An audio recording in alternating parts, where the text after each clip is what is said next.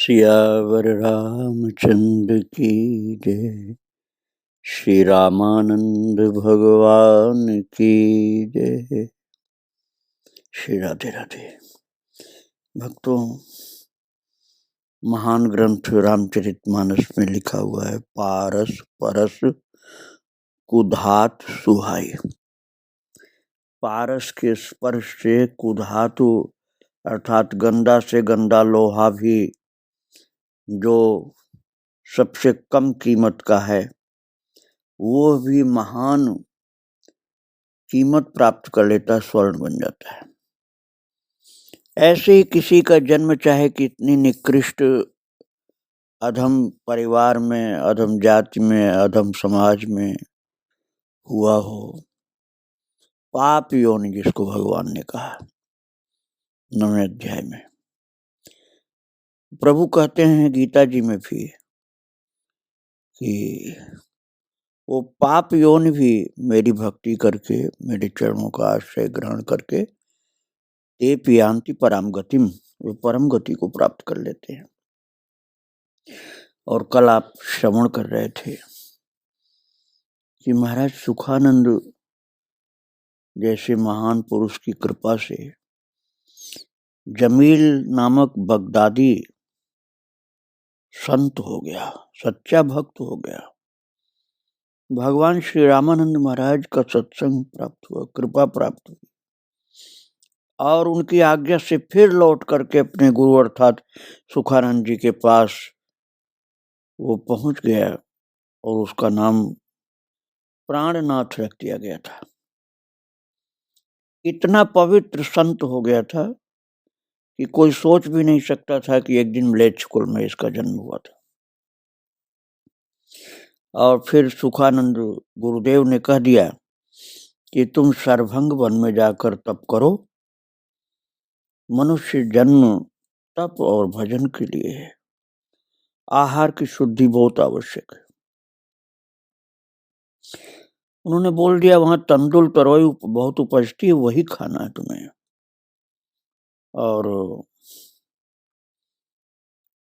मानस में आपने पढ़ा ना, मन शत्रुपा का तप, करई आहार शाक फल कंदा, सुमिरहि ब्रह्म सच्चिदानंदा। शाक फल कंद खा करके भगवान का भजन करने वाला महान सात्विक होता है। गंदा खान पान वाला सही भक्ति नहीं कर पाता है, क्योंकि आहार अशुद्ध होने से उसकी भक्ति में बार बार पतन होता है। इसलिए आहार की शुद्धि जरूरी है। और वो प्राणनाथ जो कभी बगदाद में रहने वाले एक मुसलमान थे, आज गुरु कृपा से, संत कृपा से भक्त होकर के वो चले गए सर्वभंग वन में। एक सिद्ध पुरुष थे उस समय। और प्राणनाथ के चले जाने पर थोड़े ही दिन के बाद तीर्थ करते हुए दाक्षिणात्य वेदांताचार्य वेंकटनाथ जी पधारे। जिस समय वे रामशैया पर पहुंचे, स्वामी जी बड़ी मौज में थे। सुखानंद जी महाराज कभी ऊंचे स्वर से श्री राम स्तवराज का पाठ करते थे। वेदांताचार्य दूर से खड़े होकर चकित दृष्टि से ये प्रेम लीला देख रहे थे। हृदय में वही भाव भर गया। खरबूजे को देख खरबूजा रंग पकड़ता है ना, तो ये लोकोक्ति है। उसी के अनुसार वे भी उसी मस्ती में झूमने लगे और उनको भी राम विरह की छींटे लग गई। सब तर्क वितर्क भूल गए और करुण रस के संचार से हृदय भक्तिमय हो गया और नेत्रों से प्रेम की किरणें जैसे फूटने लगी। आप इन युगल मस्तों को कौन समझावे, वहां कोई भी नहीं था, अपूर्व दृश्य था। भक्तों, अब इस समय का रामशैया मत समझना आप। जिस जमाने की मैं बात कर रहा हूँ, रामशैया पूरा जंगल था।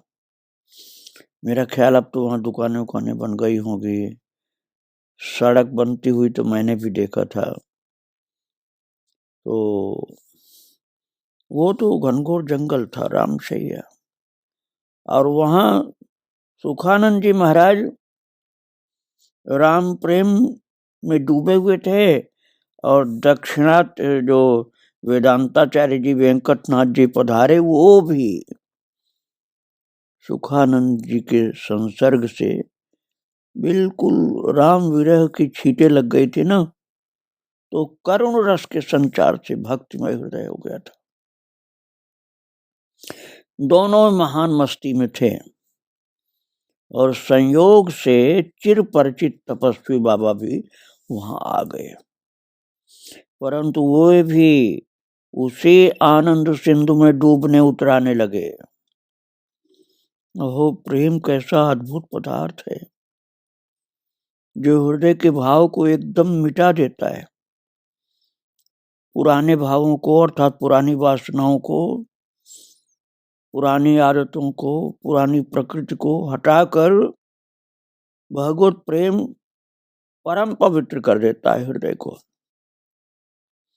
वासना कामना जनित समस्त किल विष को धो बहाकर हृदय को शुद्ध और पवित्र कर देता है। और तीनों महान ज्ञानी, क्योंकि प्रभु के प्रेम में डूब गए, तो वो ज्ञान का जो फल होता वो प्राप्त कर लिया महाराज। वो वेदांताचार्य जी दक्षिण भारत के, सुखानंद जी, और महाराज चित्रकूट के वन में रहने वाले महान सिद्ध तपस्वी बाबा, वो तीनों महान ज्ञानी इस समय प्रेम सिंधु में डूबे हुए अपना अस्तित्व ही भूल गए थे, मिटा दिया था अस्तित्व को। बेचारे सात्विक अहंकार को भी वहां फटकने की आज्ञा नहीं थी। विचित्र दशा थी। उसी अवस्था में संध्या हो गई। संध्या वंदन पूजा ध्यान का समय हो गया, परंतु उनमें से किसी को इसका भान ही नहीं था। अब बताओ कैसे संध्या का नियम निभाएं? इनको तो याद ही नहीं कि कौन सा समय है, संध्या का समय हो गया, ये उनको याद ही नहीं था, देह का भान ही नहीं था। ये तो राम विरह के प्रेम समुद्र में डूबे हुए थे, तीनों राम के प्रेम रस में डूबे हुए थे। तब तक एक गौरांग तपस्वी बालक कहीं से वहीं आ गया।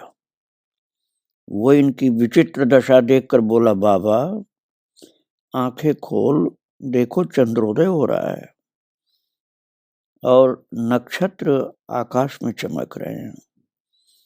उसकी इस चेतावनी पर तीनों लोग संभले और चकित चक्षुओं से देखने लगे। वो तपस्वी बालक इनकी ओर देख देख कर मुस्कुरा रहा था। वो अतीव सुंदर था। ललाट से प्रकाश की किरणें निकल रही थी। उस बालक ने सबको मोह लिया और तीनों मुनि उसकी छटा पर मुग्ध हो गए। उसकी ओर चकोर की तरह टकटकी लगाए देखते रहे। और इतने में चांदनी भी चमक उठी। उसने उस बालक को अपनी प्यारी जुनाई से सचैल स्नान करा दिया। चमक गई छवि, शोभा निखर आई। वह अवर्णनीय थी। अब मधुर मुस्कान की रेखाएं अधरों पर स्पष्ट दिखाई देने लगी। उसी मनोहर मुस्कान से मुस्कुराते हुए उस बालक ने फिर कहा, बाबा सब जगह घूमना, किंतु हनुमान धारा पर कभी मत जाना, वहां तुम बच नहीं पाओगे। महाराज भविष्य की बात सुखानंद जी को बता दिया उस बालक ने, और ऐसी चेतावनी दे करके वो बालक अंतर्धान हो गया। तब तीनों मुनि भौचक्के से रह गए, कुछ पूछने पर भी नहीं बता पाए। उसके रूप पर दृष्टि जमाए अपना आपा विसारे हुए थे। और तीनों मुनि, अर्थात वो दक्षिण भारत वाले वेदांताचार्य जी, सुखानंद जी और तपस्वी बाबा, ये तीनों मुनि महाराज पछता रहे थे कि हम तो पूछे नहीं ये कौन थे। वेदांताचार्य जी ने कहा ये तो भगवान के मित्र थे, ये भगवान ही थे। कौन थे इतने दयालु, इतना सुंदर? अदृश्य हो गए। इतना दयालु कोई दूसरा हो नहीं सकता है। तपस्वी जी ने कहा बाल खिल्य ऋषि होंगे, वे भी बहुत सुंदर और दयालु होते हैं, पुराणों में प्रसिद्ध हैं। स्वामी जी ने कहा जब हम लोग उनका परिचय प्राप्त नहीं कर सकते तब बिना निश्चय जाने कहा नहीं जा सकता कि वो कौन थे, किंतु उनकी चेतावनी पर हमें विचार करना चाहिए। पहली बात तो ये निश्चय करना है कि चेतावनी है किसके प्रति। हनुमान धारा पर नहीं जाना ऐसे बोला उन्होंने, तो किसके लिए बोला? केवल दास के लिए है? सुखानंद जी बोल रहे हैं दास के लिए, अर्थात अपने लिए इशारा कर रहे हैं कि केवल मेरे लिए है अथवा तीनों मूर्तियों के लिए बात कही गई है। और ये सुनकर के वे दोनों भी सचेत हो मौन होकर के विचारने लगे। अंत में निश्चय हुआ कि चेतावनी स्वामी जी के लिए है, क्योंकि और दोनों मूर्ति तो अन्यत्र से आए हुए हैं। इसलिए हनुमान धारा पर न जाने का प्रतिबंध केवल स्वामी जी के लिए अर्थात केवल सुखानंद जी के लिए कहा गया। और तपस्वी जी ने कहा ये महात्मा एकांती हैं, राम शैया छोड़कर कहीं जाते नहीं हैं, केवल मंदाकिनी जी में नहाने जाते हैं, और हनुमान धारा मंदाकिनी जी के उस पार है, अतः उनके वहां जाने की संभावना भी नहीं के बराबर।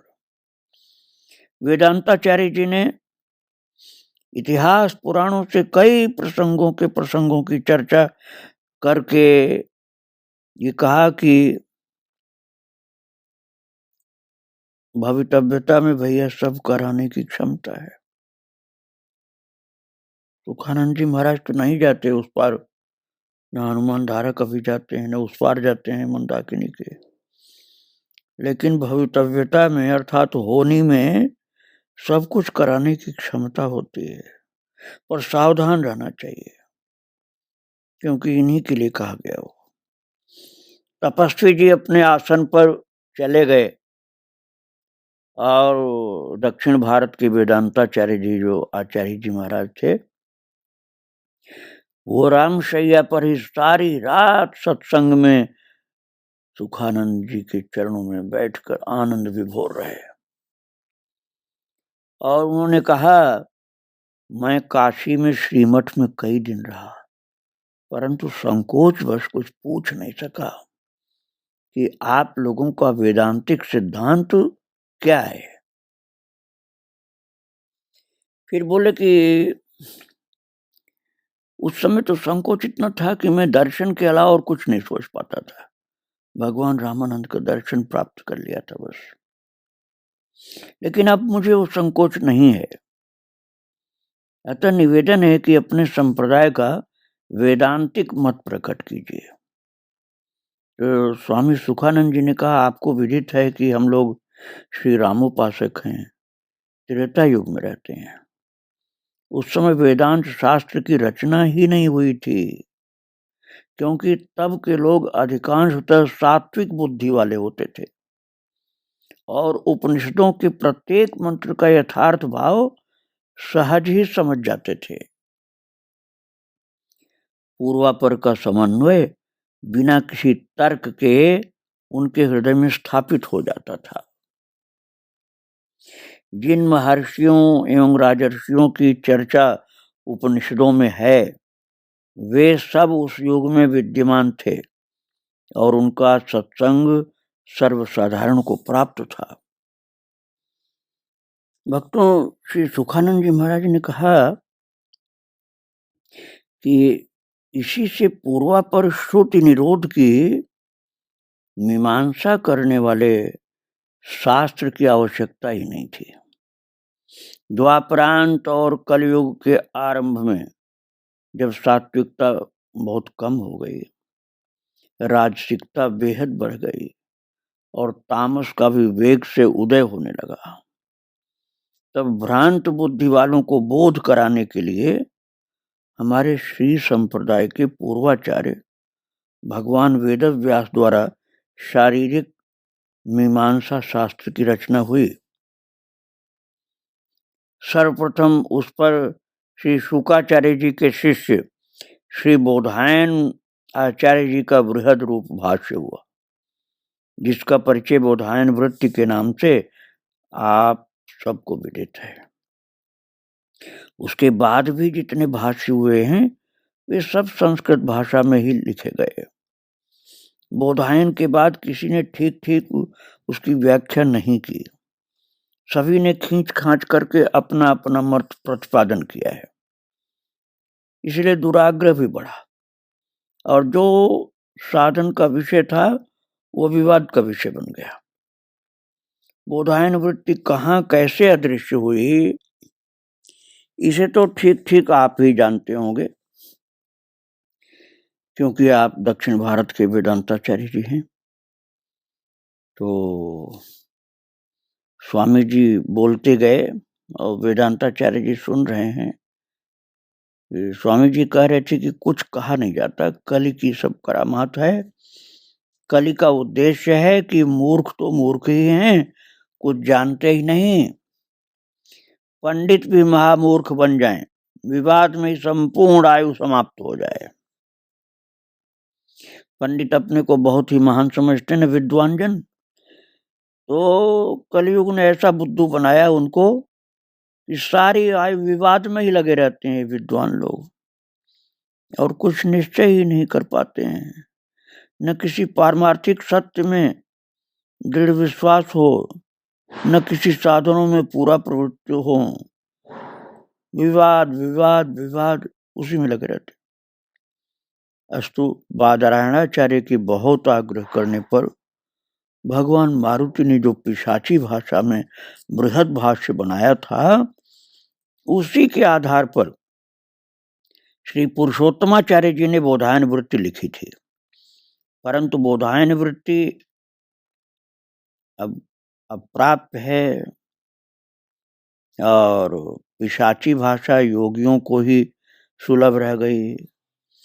आप जानते हैं कि श्री जी के बाद हमारे आद्याचार्य भगवान आंजनेय ही हैं, इसलिए परंपरा से उस भाष्य का मर्म हमें अवगत है। श्री रामोपासकों को भगवत दर्शन, सत्संग और गोह्याति गोह्य बातें प्राप्त हुआ करती हैं। जिस तरह आपको मणिप्रवाल भाषा का और द्रविड़ प्रबंध का ज्ञान है, उसी तरह विरक्तों को पिशाची भाषा का ज्ञान है। वे मारुति भाष्य का आनंद लिया करते हैं। हम में भी पिशाची भाषा जो नहीं जानते, उनके बोधार्थ हमारे पूर्वाचार्य श्रीमद देवाचार्य जी ने प्रमिताक्षरा नामक संक्षिप्त वृत्ति लिखी है। हमारे श्री आचार्य चरण, जिनसे आप अभी काशी में जा करके दर्शन करके मिल करके आए हैं, उन्होंने प्रस्थानत्रयी पर सरल संस्कृत में आनंद भाष्य की रचना की है। और इसके अतिरिक्त हमारे पूर्वाचार्यों ने उस तत्व को हमारी साधना में ढाल दिया है और ये हमारा जीवन प्राण हो गया है। अतएव विज्ञ लोग हमारे आचरणों चरित्रों द्वारा ताड़ जाते हैं कि हमारा मत क्या है। वैसे हम किसी उचित मत का विरोध नहीं करते हैं, इसलिए कि किसी भी मत को श्रद्धापूर्वक ग्रहण करने के बाद यदि कोई किसी प्रकार भी भगवत सम्मुख हो जाएगा तो उसका कल्याण ही होगा। इसलिए हम किसी के भी मत का विरोध नहीं करते हैं जो उचित मत है। और सिद्धावस्था को पहुंचते ही उसका ब्रह्मजाल भी नष्ट हो जाएगा, जो भगवान की तरफ चल पड़ा होगा। और इस बात को सुनकर के वेदांताचार्य जो दक्षिण भारत से आए थे, उनकी आंखें खुली और वे चरणों पर पड़ गए। सुखानंद जी महाराज ने उन्हें उठाकर बैठाया और बोले, मैं आपका बहुत कृतज्ञ हूं कि आपने मेरी भ्रम ग्रंथि खोल दी। आज मेरे हृदय में प्रकाश फैला है। मैं अपने को कृतार्थ मानता हूं। मैं मारुति भाष्य पढ़ना चाहता हूं, इसका क्या उपाय है? स्वामी जी बोले, अब आप बहुत वृद्ध हो गए हैं, कठिन साधना का समय निकल गया है। अब तो यही उचित है कि इस दीर्घ जीवन में जो कुछ निश्चय कर चुके हों, उसी पर दृढ़ विश्वास करके परमार्थ पथ पर जैसे चलते आए हैं चलते चलिए। एक दिन उस महान तत्व को प्राप्त कर लेंगे। और हमारे गुरुदेव के सत्संग से आपने बहुत लाभ उठाया है। आप उसी पर संतोष कीजिए और यात्रा समाप्त करके अपने देश को लौट जाइए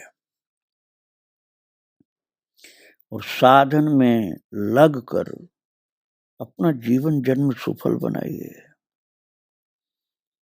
भक्तों,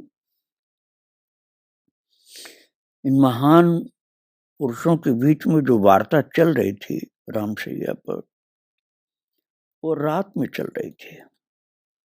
उस समय कोई दूसरा, मतलब इन लोगों के अलावा तीसरा कोई नहीं था। दाक्षिणात्य वेदांताचार्य जी महाराज और श्री सुखानंद जी महाराज।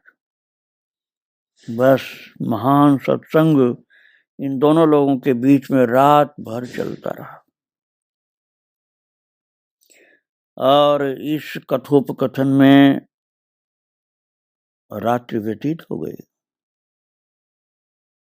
और किसी को पता नहीं चला कि पूरा समय इस तरह से बीत गया है, क्योंकि महान सत्संग में आनंद इस प्रकार से मिल रहा था कि समय का भान ही नहीं रहा और सवेरा हो गया।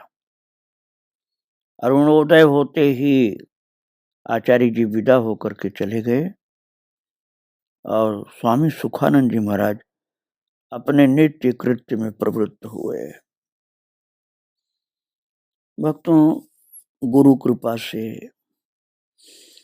किसी महान पुरुष, महान संत भक्त की कृपा से जब ठीक ठीक ज्ञान प्राप्त हो जाता है तो वो भाग्यशाली व्यक्ति जिसके ऊपर कृपा होती है साधना में लग जाता है, मनुष्य जीवन को सफल कर लेता है। भगवान श्री रामानंद जी की इतनी महान कृपा थी कि सुखानंद जी महाराज, जो बहुत से लोगों को मार्गदर्शन किए थे, उस एकदम वीरान एकांत रामशैया पर रहते हुए बहुत सावधानी पूर्वक साधन में लगे रहते थे। यद्यपि सिद्ध पुरुष थे वो, लेकिन सिद्ध पुरुष का भी जीवन साधनामय ही होता है। जिस दिन दक्षिण भारत के वेदांताचार्य को उन्होंने वास्तविक ज्ञान, वास्तविक सत्संग प्रदान करके भेजा था, तो उसी दिन से स्वामी जी दिन भर गुफा में ही रहते थे और दर्शनार्थी आकर के लौट जाते थे। दर्शनार्थी आकर के महाराज जी की कुटिया को प्रणाम करते थे और चले जाते थे। और उनकी रहनी सहनी बड़ी अद्भुत थी भक्तों, और बड़ी बड़ी अद्भुत कृपाएं उनके ऊपर हुई हैं। और ये बात भी याद रखना कि उनको हनुमान धारा जाने के लिए निषेध किया गया था दिव्य बालक के द्वारा। आगे जो घटना घटती है वो सब मैं आपको सुनाऊंगा। आज महाराज जी के चरणों में प्रणाम करके विराम दे रहा हूँ। श्री राधे राधे, जय श्री राधे राधे। सियावर रामचंद्र की जय।